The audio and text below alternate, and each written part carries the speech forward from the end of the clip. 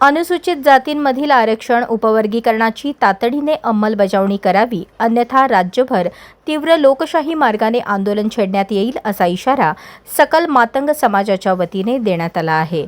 सर्वोच्च न्यायालयाने 1 ऑगस्ट 2024 रोजी दिलेल्या निकालानुसार अनुसूचित जाती आरक्षणाचे उपवर्गीकरण करण्याचा अधिकार राज्य सरकारांना प्राप्त झाला आहे. या निर्णयामुळे आरक्षणाच्या लाभापासून दीर्घकाळ वंचित राहिलेल्या 57 जातींना न्याय मिळण्याचा मार्ग मोकळा झाला आहे. हरियाणा, पंजाब, तेलंगणा, आंध्र प्रदेश, तमिळनाडू आणि कर्नाटक या राज्यांनी उपवर्गीकरणाच्या अंमलबजावणीसाठी पावले उचलली असताना महाराष्ट्र सरकारकडून अद्याप कोणतीही ठोस कार्यवाही होत नसल्याची खंत राज्यभरातील नेत्यांकडून करण्यात आली.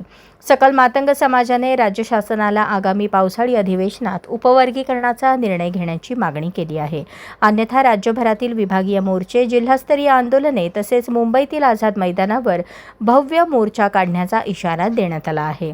आरक्षणाच्या लाभाचे जातनिहाय सर्वेक्षण, विविध योजनांचा लाभ कोणत्या समाज घटकांपर्यंत पोहोचला याचा अहवाल जाहीर करणे तसेच सामाजिक न्यायाच्या दृष्टीने उपवर्गीकरणाची अंमलबजावणी तातडीने करणे या प्रमुख मागण्या करण्यात आल्या आहेत. या निवेदनावर माजी मंत्री उत्तम प्रकाश खंदारे, माजी मंत्री रमेश बागवे, माजी मंत्री दिलीप कांबळे, माजी मंत्री लक्ष्मणराव ढोबळे, माजी आमदार सुधाकर भालेराव, लहुजी शक्ती सेनेचे संस्थापक विष्णू कसबे, डेमोक्रेटिक पार्टी ऑफ इंडियाचे अध्यक्ष अजिंक्य चांदणे, क्रांतीवीर लहुजी शक्ती सेनेचे प्रदेशाध्यक्ष सुरेश पाटोळे यांच्यासह विविध सामाजिक संघटनांचे पदाधिकारी आणि राज्यभरातील मातंग समाजाचे पदाधिकारी उपस्थित होते. राज्य शासनाने समाजाच्या मागण्यांचा गांभीर्याने विचार करावा अशी मागणी करण्यात आली आहे. समाजातले माणसं बाबासाहेबांच्या नावासाठी मेले, त्यांनी अंगाचे तुकडे करून घेतलेले आणि हा इतिहास आहे. पण तरी सुद्धा जी काय आजची जी काय त्यांची एकूणच भूमिका आहे ती आम्हाला आमच्या हृदयामध्ये बोल करणारी, आमच्या भावना दुखवणारी.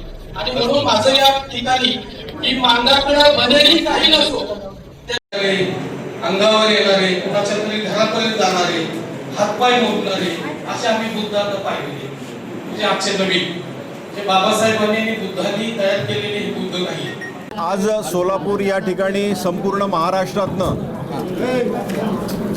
आरक्षण उपवर्गीकरणाच्या समर्थनार्थ सर्व नेते मंडळी, ती मातंग समाजातली आहेत, वाल्मिकी समाजातली आहेत, चर्मकार आहेत, ढोर आहेत, सर्व मंडळी या ठिकाणी एकत्र झाली.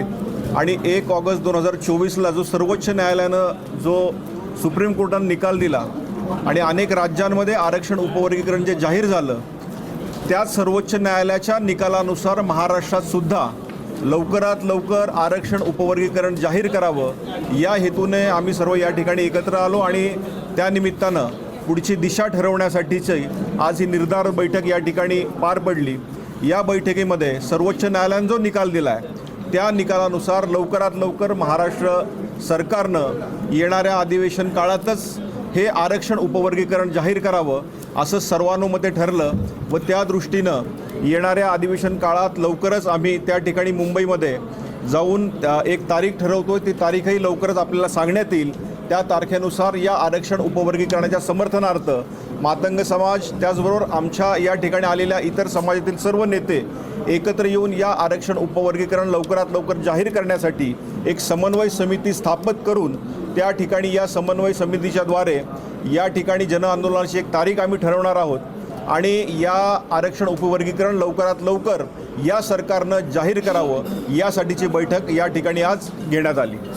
आजची ही मातंग समाजाची राज्यव्यापी बैठक माजी मंत्री आमचे सहकारी मित्र खंदारे साहेबांनी बोलवली आहे आणि ह्या मिटिंगला समाजातले सर्व आजी माजी मंत्री, आजी माजी आमदार, प्रमुख नेते मंडळी उपस्थित आहेत. आमच्या समाजाची मागणी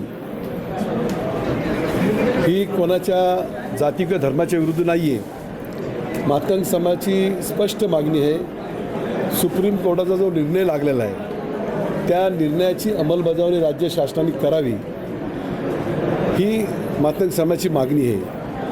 आणि ते करत असताना कोणत्याही समाजावरती अन्याय होता कामा नये. ज्या 59 जाती आहे त्या 59 जातीच्या मागासलेपणाचे, दारिद्र्यपणाचे, आर्थिक आणि शैक्षणिकपणाची सर्व परिस्थिती पाहून प्रत्येक जातीला न्याय मिळाला पाहिजे ही मातंग समाजाची भूमिका आहे. कुणाच्या पोटातलं ओटातलं आम्हाला नको आहेत. संविधानाच्या माध्यमातून जो निर्णय सुप्रीम कोर्टाने दिलेला आहे त्याची अंमलबजावणी राज्य शासनाने करावी हे राज्य शासनाकडं मातंग समाज मागणी करत आहे. नाही, अंमलबजावणी होणे म्हणून निषेध मोर्चा काढतायत, कसं उत्तर असेल? लोकशाहीमध्ये प्रत्येकाला आपापलं मत मांडायचा अधिकार आहे. कुणी विरोध करायचा, कुणी समोर, हा त्यांचा प्रश्न आहे. त्याच्याबद्दल आम्ही काय बोलू इच्छित नाही आहे. आमचं फक्त सरकारकडं मागणं आहे, सरकारने ह्या ठिकाणी सुप्रीम कोर्टाची अंमलबजावणी करावी ही आमची मागणी आहे. अंमलबजावणी करत असताना मातंग समाजाची ही पण मागणी आहे की कोणत्याही समाजावरती अन्याय होता कामा नये, प्रत्येक वंचित समाजाला न्याय मिळावा ही आमची प्रमुख भूमिका आहे. एकच समाज त्या ठिकाणी सुरू करणार आहे. समाजाच्या 75 वर्षाच्या अन्यायाला वाचा फोडणारा हा प्रश्न आहे, हा विषय आहे. आणि त्यामुळं संपूर्ण मातंग समाजाच्या आणि मातंग समाज जे 57 उपेक्षित जातीचं नेतृत्व करतं त्यांच्या भावना ह्याच्यामध्ये गुंतलेल्या आहेत. त्याच्यामुळे एकटा मातंग समाज नाही तर तीन समाज सोडले तर उर्वरित अनुसूचित जातीमधले सगळे समाज 59 ज्या जाती आहेत ते समाज जास्तीत जास्त आम्ही घेऊन तुम्ही जास्त फायदा घेतला याचा? 3 जातीने हां, एक बौद्ध समाज, चर्मकार समाज, ढोर समाज, ह्या 3 समाज. हे मी बोलत नाही, हे माझं वैयक्तिक मत नाही. हे लवजी वस्ताद साळवे आयोगाने जी आकडेवारी मांडली ती आकडेवारी मी आपल्याला सांगतो. दुसरं बार्टीने जी आकडेवारी मांडली ती आकडेवारी सांगतो. अनुसूचित जाती आयोगाकडे जी आकडेवारी आहे ती त्याच्यानुसार मी बोलतो. आणि म्हणूनच आता आमचं म्हणणंच हे आहे की ह्या 59 जातीपैकी ज्या 57 जाती उपेक्षित आहेत त्यांना या ठिकाणी आरक्षणामध्ये लाभ मिळाला पाहिजे, वंचितांना लाभ मिळाला पाहिजे, न्याय मिळाला पाहिजे. परंतु आता दादांनी दिलीप कांबळे साहेबांनी जो उल्लेख केला की आमची तर आणखीन एक मागणी आहे की आता किती जातीने घेतल्या तर बौद्ध समाज मी म्हणले, परंतु बौद्ध समाजाला सुद्धा संपूर्ण शेवटच्या माणसापर्यंत न्याय मिळाला नाही. त्यांची शेवटची जे गरजू आहेत ते उपेक्षितच आहेत, परंतु जे गरजे नाहीत, ज्यांची पोटं भरलेली आहेत त्यांनीच आरक्षण पोटावर ओढून घेतलं आहे. याचं ज्वलंत उदाहरण ज्यांचा उल्लेख आता झाला माजी मंत्री बडोले साहेब, काय त्यांनीच त्यांच्या मुलीला बार्टीचा या ठिकाणी लाभ देऊन अमेरिकेला शिक्षणाला पाठवलं. त्याचेच अधिकारी IAS ऑफिसर उत्तम खोब्रागडे यांनीसुद्धा बार्टीचा लाभ घेतला.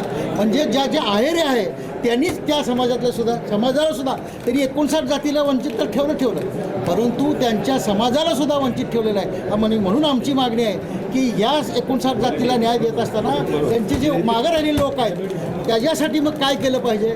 अनुसूचित जाती आयोग, या महिला आयोग, बार्टी, RT यांची संयुक्त एक समिती नेमून ज्यांना आरक्षणाचे जातनिहाय याची आकडेवारी श्वेतपत्रिका सरकारनं जाहीर करावी. बार्टीच्या ज्या योजना आहेत त्या योजना 59 जातीपर्यंत किती पोहोचल्या, कोणकोणत्या योजना किती पोहोचल्या, कुठल्या जातीपर्यंत पोहोचल्या याची श्वेतपत्रिका बार्टीने जाहीर करावी ही मागणी घेऊन आम्ही या ठिकाणी ही चळवळ पुढे नेणार आहोत.